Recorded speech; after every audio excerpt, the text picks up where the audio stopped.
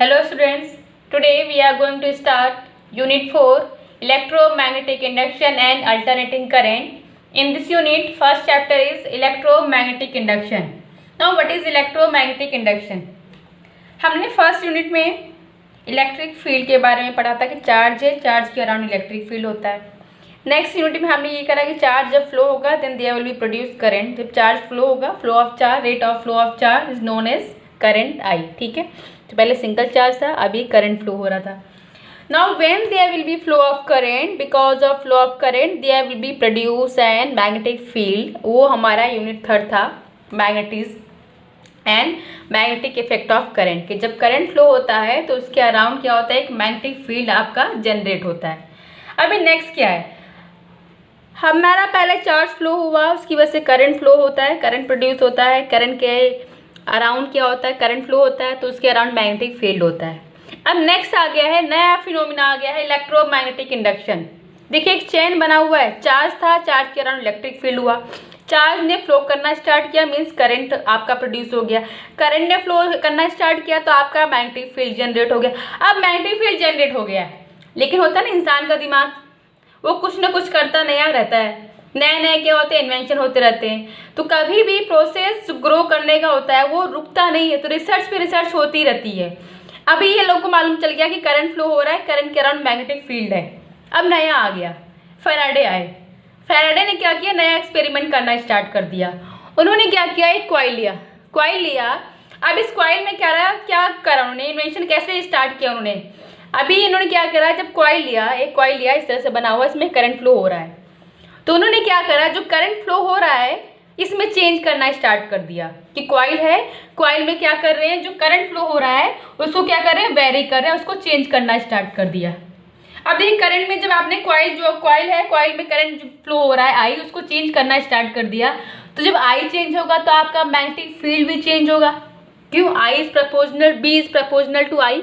Magnetic field strength Biot Savart law में क्या था, dV equal to mu naught by 4 pi I D sine theta by R square. Means जो magnetic field होगा वो किसकी वजह से प्रोड्यूस हुआ था, आई, करंट की वजह से प्रोड्यूस हुआ था। करंट में चेंज होगा तो आपका मैग्नेटिक फील्ड भी ऑटोमेटिक क्या होगा, चेंज होगा। मीन्स उन्होंने क्या किया, करंट में वेरी होना स्टार्ट हो गया, उसकी वजह से मैग्नेटिक फील्ड भी क्या होगा, चेंज होना स्टार्ट कर देगा। जब मैग्नेटिक फील्ड में चेंज होगा तो मैग्नेटिक फील्ड पे क्या डिपेंड करता है, आपका magnetic flux phi equal to क्या होता है, B A cos theta. Phi equal to formula क्या होता है, phi equal to magnetic flux phi equal to B A cos theta, vector B dot vector A, यही मैग्नेटिक फ्लक्स के लिए formula होता है।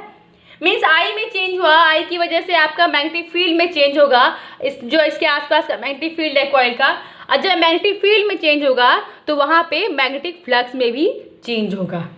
Means with the time, because of change in I, there will be change in B, and because of that, there will be change in magnetic flux phi. And when there will be change in magnetic flux phi, मान लीजिए magnetic flux phi क्या होता है, ये आपका एक तरीके से आपका बंचेस होता है मैग्नेटिक लाइंस का। मान लीजिए आपका ये कॉइल है, इससे आपका मैग्नेटिक फ्लक्स है ये, ठीक है। तो मैग्नेटिक फ्लक्स मान लीजिए इसमें है फाई, ठीक है। अब मैग्नेटिक फ्लक्स फाई में चेंज होना स्टार्ट हो गया। मान लीजिए कि टाइम टी, टाइम है डेल टी ले लीजिए, इसमें आपका change in flux is phi, कि डेल टी टाइम में जो फ्लक्स में चेंज हुआ that is del phi. Because of change in magnetic field there will be change in magnetic flux, and because of this there will induce a new EMF. Coil के current में change हुआ, उसकी वजह से उसके आसपास का जो मैग्नेटिक फील्ड है वो भी चेंज होना, वो भी वेरी करना स्टार्ट करेगा। अब मैग्नेटिक फील्ड में वेरिएशन की वजह से मैग्नेटिक फ्लक्स में वेरी होगा, और जब मैग्नेटिक फ्लक्स में चेंज होगा तो उसकी वजह से वहाँ पर एक नया ईएमएफ, इलेक्ट्रोमोटिव फोर्स, ईएमएफ क्या होता है, ई होता है ना, electromotive force E will generate. एक नया आपका क्या होगा, एक सोर्स, छोटा सोर्स मान लीजिए। ईएमएफ क्या होता है, इलेक्ट्रोमोटिव फोर्स होता है, वो एक tरीके से आपका सोर्स की तरह वर्क करता है ना, जैसे सेल का होता है। तो आपका एक नया ईएमएफ प्रोड्यूस हो गया, and that EMF is known as induced EMF. समझ में आया, इंड्यूस्ड ईएमएफ क्या हुआ, इंडक्शन क्या हुआ। ये जो पूरा फिनोमिना है, एक नया ईएमएफ इंड्यूस हुआ, एक नया ईएमएफ जनरेट हुआ, एक नया ईएमएफ प्रोड्यूस हुआ है। This overall phenomena is known as electromagnetic induction. If there will be change in current I, because of that there will be change in magnetic field B, and because of change in B there will be change in magnetic flux phi, and when there will be change in magnetic flux phi, because of that there will induce an EMF, and this induced EMF will be, अब जो ये induce EMF produce होगा ना वो किस पे depend करेगा, that will be directly proportional to the rate of change of flux, that will be directly proportional to the rate of change of flux phi. I में चेंज हुआ उसकी वजह से बी में चेंज होगा, बी में change होगा तो फाई में चेंज होगा। क्यों? इससे पहले तक के जो यूनिट में आपने फॉर्मूले पढ़े ना उससे भी आपकी डिपेंडेंसी मालूम चलती है। ठीक है, तो जब फाई में चेंज होगा तो नया एक EMF प्रोड्यूस होगा, और वो जो EMF होगा जो इंड्यूस होगा, now this EMF will be directly proportional to the rate of change of flux, कि जो EMF होगा फ्लक्स में जितना ज़्यादा चेंज होगा, जितना ज़्यादा आप आई को वेरी कराएंगे उतना ज़्यादा आपका बी वेरी करेगा, उतना ही ज़्यादा आपका फ्लक्स फाई में चेंज होगा, जितना ज़्यादा फ्लक्स फाई में चेंज होगा वेरिएशन होगा उतना ज़्यादा पावर का क्या होगा, आपका EMF इंड्यूस होगा, प्रोड्यूस होगा। Okay, so now this new EMF E will be directly proportional to the rate of change of flux phi, and this law was given by Faraday, so it is called Faraday's law। तो Faraday का law क्या कहता है, because of change in flux of a coil there will be produce an EMF, and now there will induce an EMF, this EMF will be directly proportional to the rate of change of flux phi, and this law is called Faraday's law, and this overall phenomena is called electromagnetic induction। क्या हो रहा है, एक induce EMF आपका generate हो रहा है, एक नया EMF आपको मिल रहा है जो किसी सोर्स में नहीं था। सर्किट है, सर्किट में बैटरी है, बैटरी से क्या हो, बैटरी का EMF होता है कि नहीं होता है, बैटरी का सेल का EMF होता है, तो सेल का EMF था आपके पास पहले स्टार्टिंग में। ठीक है, सेल था, सेल आपका सोर्स की तरह काम कर रहा था। अब जब उसमें एक कॉइल, सर्किट में हमने कॉइल क्या लगा दिया, कॉइल लगा दिया है, और उस कॉइल में क्या हुआ, हम लोगों ने अब वेरिएशन करना स्टार्ट कर दिया आई में वेरिएशन स्टार्ट हुआ तो उसकी वजह से आपका बी वेरी करेगा आई के अराउंड, और उसकी वजह से आपका फाई भी चेंज होगा, और फाई में चेंज होने की वजह से, वेरिएशन होने की वजह से एक नया EMF आपके सर्किट में इंड्यूस हो जाएगा। This overall phenomena is called electromagnetic induction. Now this induced EMF will be directly proportional to the rate of change of magnetic flux phi, so this E will be equal to d phi by dt। this is Faraday's law। Faraday ने यहाँ तक काम किया, उसके बाद क्या किया, इनके काम को लेंज आए, लेंज भी साइंटिस्ट थे। लेंज ने क्या किया, वो और स्मार्ट थे, उन्होंने फैराडे का ही लॉ लिया लेकिन उसमें एक नया पॉइंट लगा के उन्होंने अपना एक लॉ बना दिया। फैराडे ने पूरा काम कर दिया, उन्होंने कहा कि सर्किट में करंट में चेंज होगा, बी आपका चेंज होगा, फाई चेंज होगा, ई इंड्यूस्ड होगा, and that will be equal to d phi by D T.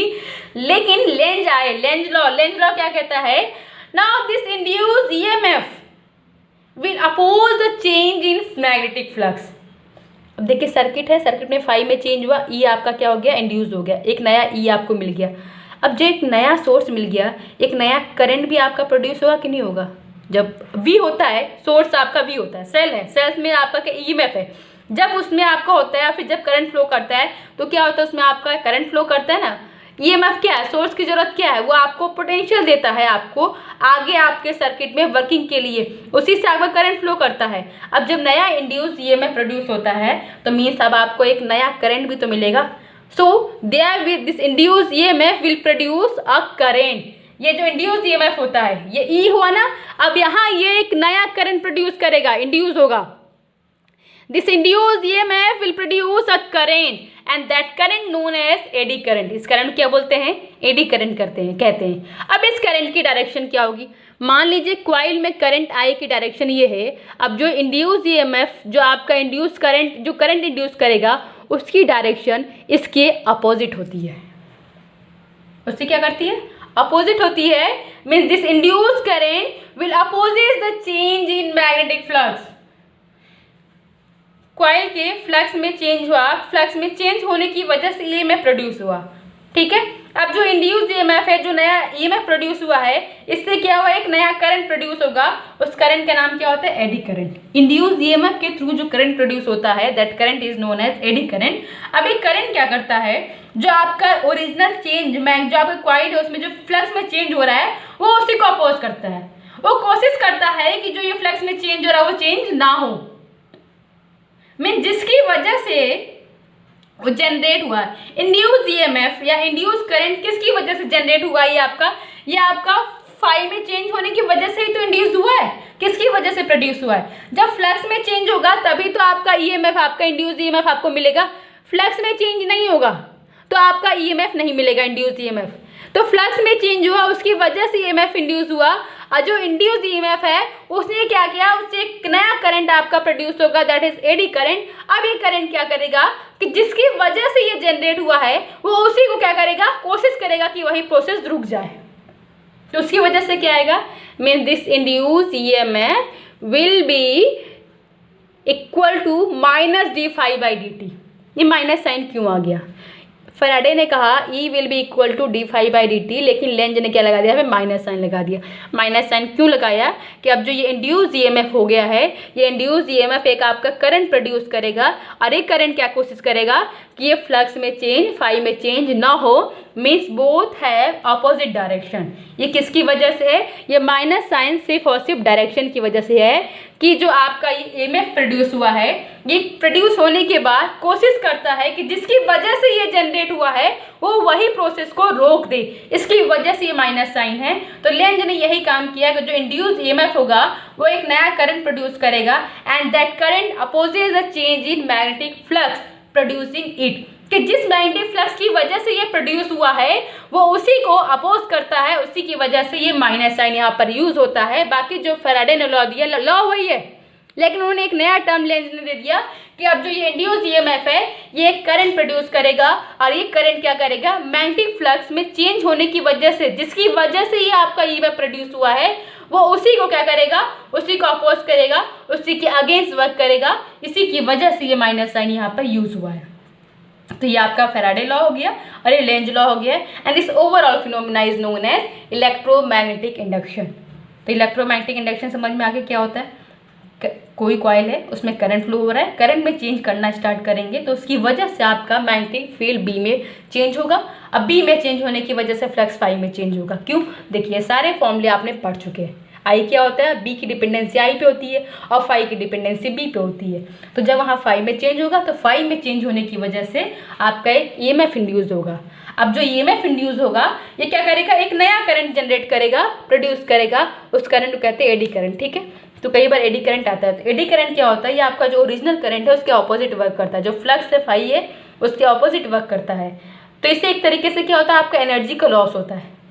कोई प्रोसेस चल रहा है और कोई बीच में आके उसके प्रोसेस में रुकावट डाले, उसके ऑपोजिट वर्क करे, तो उसमें क्या होगा, एनर्जी का लॉस होगा कि नहीं होगा।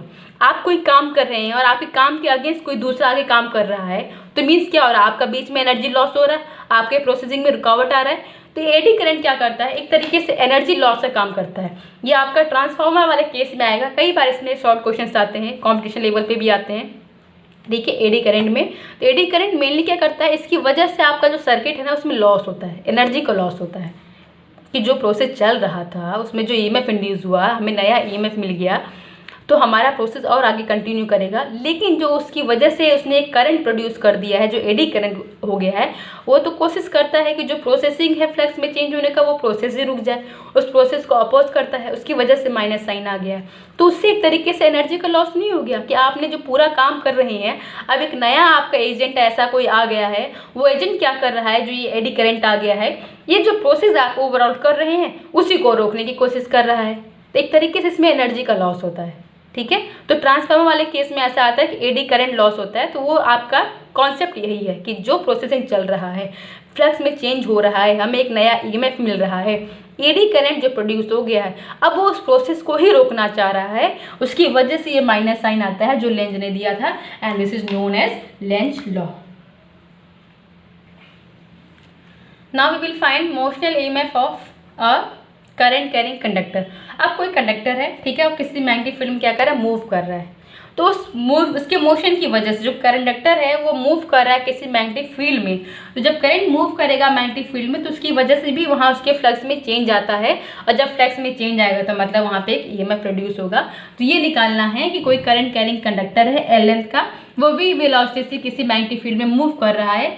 जब वो भी मूव कर रहा है तो उसका ईएमएफ कितना होगा, उसका जो ईएमएफ प्रोड्यूस होगा कितना प्रोड्यूस होगा। ठीक है, तो देखिए जब आपका ये कंडक्टर है ए बी, ठीक है, पहले ये ए बी पोजिशन पे था, लेंथ एल है इसका, ये वी वेलोसिटी से मूव कर रहा है, टाइम डी टी के बाद ये इसका नया position A dash B dash हो गया। ठीक है, तो देखिए अब जो नया इसका पोजीशन है ए डैश बी डैश, यहाँ की डिस्टेंस कितनी होगी। आपका डिस्टेंस डी इक्वल टू क्या होता है, फॉर्मूला होता है ना, डी इक्वल टू क्या होता है, velocity into time, velocity into time होता है। तो इसके लिए वेलोसिटी v इंटू टाइम क्या डी टी हो गया है ना, डी टी टाइम में ये ए बी से ए डैश बी डैश पर गया है, तो यहाँ पे डिस्टेंस क्या हो गया वी डी टी। तो वी डी टी क्या है आपका डिस्टेंस है। ठीक है, तो अगर आप इसका एरिया निकालिए, किसने कितना एरिया, नया एरिया क्रिएट किया है, that A will be equal to l we D t, क्योंकि एरिया इक्वल टू क्या होता है एल इंटू बी होता है यहाँ पे। तो इसका क्या है देखिए, ये डिस्टेंस कितना है वी डी टी, तो आपका एरिया कितना हो जाएगा L we D T, V D T आपका डिस्टेंस है। ठीक है ना, तो देखिए अब आपको पहले निकालना, आपको क्या निकालना है, ईएमएफ निकालना है, मोशनल ईएमएफ निकालना है। करंट कंडक्टर है वो मूव कर रहा है तो इसका ईएमएफ कितना होगा। तो ईएमएफ निकालने के लिए पहले आपको क्या निकालना पड़ेगा, फ्लक्स फाई निकालना पड़ेगा, चेंज इन फ्लक्स। तो चेंज इन फ्लक्स निकालने के लिए पहले आपको क्या निकालना पड़ेगा, फ्लक्स इक्वल टू क्या होता है change in flux, D phi will be equal to B A. ठीक है, फॉर्मूला होता है D phi equal to B A cos theta होता है, vector B dot vector A होता है, लेकिन यहाँ पे कॉस थीटा की वैल्यू क्या होगी 1 होगी, क्योंकि यहाँ पे थीटा क्या रहेगा 0 है, थीटा क्या रहेगा 0 रहेगा, then cos theta will be equal to 1। तो फॉर्मूला आ जाएगा D phi equal to B A, B को एज इट इज लिख दिया है, ए की वैल्यू क्या आ गई है देखिए एल वी डी टी है ना, एरिया निकाल दिया है, ये एरिया कितना होगा एल वी डी टी। अब यहाँ से देखिए then D phi will be equal to B L we D T. ठीक है, and for N number of turns, जो से हमने कॉइल की बात किया था कि कॉइल है, कॉइल में आपका क्या होता है, जिस कॉइल में ईएमएफ प्रोड्यूस हुआ था ना, और कॉइल में ईएमएफ इक्वल टू क्या था D phi by D T. लेकिन अगर कॉइल में नंबर ऑफ टर्न्स कितने हैं कैपिटल एन है, तो उसके लिए फॉर्मूला होता है E will be equal to minus N D phi by D T. तो अब ये वैल्यू पुट कर दिए, यहाँ से D phi by D T की वैल्यू क्या आ जाएगा, D phi equal to B L we D T है, तो यहाँ से D phi by D T की वैल्यू आ जाएगा B L V. So E will be equal to minus N B L we, लेकिन यहाँ पे नंबर ऑफ टर्न्स क्या है 1 है ना, ये तो वायर की बात हो रही है, तो यहाँ पे n इक्वल टू क्या है 1 है।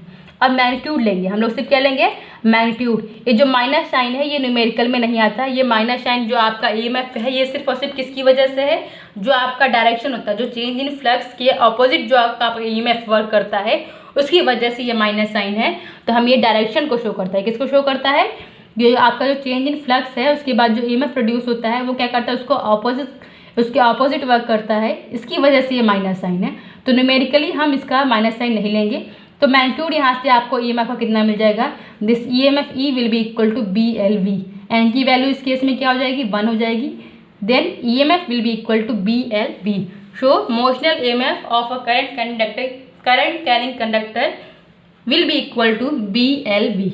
ठीक है, same process we will do for a rectangular coil, कि कोई आपका मैग्नेटिक फील्ड है उसमें रेक्टेंगुलर कॉइल है वो मूव कर रहा है तो उसका ईएमएफ कितना होगा। तो देखिए induce EMF in a rectangular coil moving in a field, हमारे पास एक क्या है मैग्नेटिक फील्ड है, इसमें कोई रेक्टेंगुलर कॉइल है, अब इस कॉइल को मूव करेंगे तो इसका ईएमएफ कितना होगा। तो ईएमएफ निकालने के लिए पहले क्या निकालना पड़ेगा आपको, EMF will be equal to minus D phi by D T. तो आपको पहले क्या निकालना पड़ेगा, D phi by D T निकालना पड़ेगा। ठीक है, तो D phi by D T कैसे निकलेगा, पहली बात phi will be equal to B A cos theta, phi equal to क्या होता है formula B A cos theta, and we know theta equal to क्या होता है ओमेगा बाई टी। आपका ओमेगा क्या होता है angular velocity, omega angular velocity is defined as angular displacement by time. इस तरीके से आपको ओमेगा का फॉर्मूला होता है, then theta will be equal to omega T. यहाँ पे थीटा की वैल्यू पुट कर दिया है ओमेगा टी, ओमेगा क्या है यहाँ पे एंगुलर वेलोसिटी है, टी आपका टाइम है, बी मैग्नेटिक फील्ड स्ट्रेंथ है, और ए क्या है एरिया है। अब इसका D phi by D T निकालना है, इसको डिफ्रेंशिएट कीजिए। तो डिफ्रेंशिएशन करेंगे तो आपका कॉस ओमेगा टी का डिफ्रेंशिएशन का फॉर्मूला क्या होता है, D by D T cos theta equal to होता है आपका minus sine theta. Cos theta का डिफ्रेंशिएशन क्या होता है आपका माइनस साइन थीटा। तो जब आप ये कॉस ओमेगा टी का डिफ्रेंशिएशन करेंगे तो आपका ओमेगा ये कॉन्स्टेंट ही बाहर आ जाएगा, आपका कॉस ओमेगा टी का डिफ्रेंशिएशन हो जाएगा minus omega sine omega T. आप लोग 12th क्लास में हैं, 11th क्लास में आपने डिफ्रेंशिएशन पढ़ा होगा मैथमेटिक्स में। ठीक है, तो D by D T cos omega T will be equal to minus omega sine omega T. तो यहाँ से आपने इसका डिफ्रेंशिएशन कर दिया है, बी और ए कांस्टेंट है वो एज इट इज़ रहेंगे, ठीक है। तो देखिए आपका EMF E will be equal to minus D phi by D T. तो आप यहाँ से D phi by D T minus की वैल्यू पुट कर कीजिए। तो यहाँ से आपका EMF ई, देखो EMF को कैपिटल ई से भी रिप्रेजेंट करते हैं, स्मॉल ई से भी रिप्रेजेंट करते हैं और एप्सिलॉन से भी रिप्रेजेंट करते हैं। तो हर तरह के सिंबल्स यूज करें हैं जिससे कि आपको नोन रहे कि किस किस तरह के सिंबल यूज होते हैं। तो मैंने कहीं पे स्मॉल ई यूज़ किया है, कहीं पे एप्सिलॉन यूज़ किया, कहीं पे कैपिटल ई यूज़ किया है, ताकि आपको पता रहे कि सारे ही सिंबल्स आपके EMF के लिए यूज होते हैं। दोनों यहाँ से EMF epsilon will be equal to, यहाँ से वैल्यू क्या आ जाएगी, माइनस माइनस से देखिए प्लस हो जाएगा, B omega A sine omega T, ठीक है। एंड साइन थीटा की मैक्सिमम वैल्यू क्या होती है 1। तो अगर हम इसकी मैक्सिमम वैल्यू निकालें then maximum value of EMF epsilon M, या फिर इसको एप्सिलॉन नॉट से भी इंडिकेट करते हैं, ठीक है। ये पीक वैल्यू होती है। अगर आप देखिए साइन ओमेगा टी है तो साइन थीटा वाला ग्राफ कैसे बनता है, इस तरीके से बनता है। एंड साइन थीटा के पहले जो टर्म होता है ये क्या होता है, आपका एम्पलीट्यूड को रिप्रेजेंट करता है। ये आपकी एम्पलीट्यूड क्या होता है, मैक्सिमम डिस्प्लेसमेंट होता है। तो ये वैल्यू क्या होगा, ये वैल्यू होगा आपका बी ओमेगा ए, ठीक है। मैक्सिमम वैल्यू एप्सिलॉन की क्या होगी, B omega A when sine omega T will be equal to 1, ठीक है। तो यहाँ से आपको निकल जाएगा, तो when sine theta will be equal to 1 then this epsilon this EMF will be maximum and this value will be equal to B omega A. और इसको आपको एप्सिलॉन एम मतलब मैक्सिमम EMF या फिर पीक EMF एप्सिलॉन नॉट से भी represent करते हैं। अब देखिए बी ओमेगा ए की जगह पर हमने इसको पुट कर दिया है, तो यहाँ पे epsilon will be equal to epsilon M sine omega T, epsilon EMF will be equal to epsilon M sine omega T. तो इस तरीके से ये आपका किसका रिप्रेजेंट कर रहा है, ये आपका एक AC सोर्स को रिप्रेजेंट कर रहा है। कैसे सोर्स को, AC सोर्स को। क्यों, क्योंकि देखिए ये आपका क्या हो रहा है, ये वेरी कर रहा है। ये आपका कैसा है साइन, देखिए आपका ये साइन थीटा के टर्म है, तो साइन थीटा का ग्राफ कैसे होता है, ऐसे होता है। मीन्स आपका क्या हो रहा है, EMF क्या हो रहा है, वेरी कर रहा है। और EMF की मैक्सिमम वैल्यू क्या है, बी ओमेगा ए, ये आपकी पीक वैल्यू है। तो ये आपका एक AC सोर्स की तरह काम कर रहा है। एंड यही सेम ये आपका कैसे करंट प्रोड्यूस करता है, इससे जो आपको करंट प्रोड्यूस होगा वो आपको AC करंट प्रोड्यूस होगा। समझ में आया, ये ध्यान रखो। आपको DC और AC करंट पता है, DC करंट डायरेक्ट करंट, उसमें क्या होता है, करंट आपका सेम होता है, टाइम के साथ चेंज नहीं होता है। और जो करंट टाइम के साथ वेरी करता है तो उसे बोलते हैं आपका अल्टरनेटिंग करंट, वो आपका AC करंट होता है। अब इस तरीके से देखिए ये कैसा सोर्स है, ये कैसा EMF आपका, ये EMF आपका वेरी कर रहा है। जब आपका V वेरी करेगा, सोर्स वेरी करेगा, तो करंट तो ऑटोमेटिक वेरी करेगा। तो मीन्स इससे जो करंट आपको प्रोड्यूस होगा वो AC करंट होगा, DC करंट नहीं होगा। तो ये DC ये आपका AC सोर्स की तरह काम करेगा। तो यही आपका कॉन्सेप्ट अप्लाई होता है AC जनरेटर में। AC जनरेटर में क्या करते हैं, आपके ये क्या होते हैं, मैग्नेट होते हैं, उसका एक नॉर्थ पोल होता है, एक साउथ पोल होता है। तो नॉर्थ और साउथ पोल के बीच में क्या होती है, मैग्नेटिक लाइन्स होती है, जो आपकी नॉर्थ टू साउथ क्या करती है, मूव करती हैं। पता है ना, आपका मैग्नेटिक लाइन्स का डायरेक्शन क्या होता है, नॉर्थ टू साउथ होता है कि नहीं। और इसके बीच में ये एक रेक्टेंगुलर कॉइल आपका होता है। इस तरीके का एक AC जनरेटर का क्या होता है, अरेंजमेंट होता है। अब इस अरेंजमेंट में जब आपका ये कॉइल मूव करेगा तो उसकी वजह से इसके फ्लक्स में चेंज होगा। इस फ्लक्स में चेंज होने की वजह से आपका ये वाला EMF प्रोड्यूस होगा। अब जब ये वाला EMF प्रोड्यूस होगा तो इससे आपको किस तरीके का करंट मिलेगा, अल्टरनेटिंग करंट मिलेगा। इसलिए इसे बोलते हैं AC generator, alternating current generator. इससे आपको AC प्रोड्यूस होता है, DC प्रोड्यूस नहीं होता है। क्यों, क्योंकि आपका जब V वेरी करेगा, जब आपका EMF वाला, EMF ही वेरिएशन वाला है। EMF क्या है, साइन थीटा, साइन टर्म है ना, तो साइन का तो ऐसा होता है, ग्राफ होता है, वो आपका वैल्यू कम ज़्यादा होता है, वेरी करेगा। जब आपका सोर्स वेरी करेगा तो करंट ऑटोमेटिक वेरी करेगा। और यही सेम कॉन्सेप्ट आपका AC जनरेटर में दिया गया है। तो दोनों पॉइंट्स को नोट्स में अलग अलग कराया है, लेकिन दोनों ही सेम तरीके से हैं। उसमें क्या हो गया, AC जनरेटर में इसी कॉन्सेप्ट को अप्लाई करा गया है। दो मैग्नेट है, मैग्नेट की नॉर्थ साउथ पोल के बीच में इस तरह का अरेंजमेंट करके इस तरीके से AC करंट को प्रोड्यूस किया जाता है। Thank you.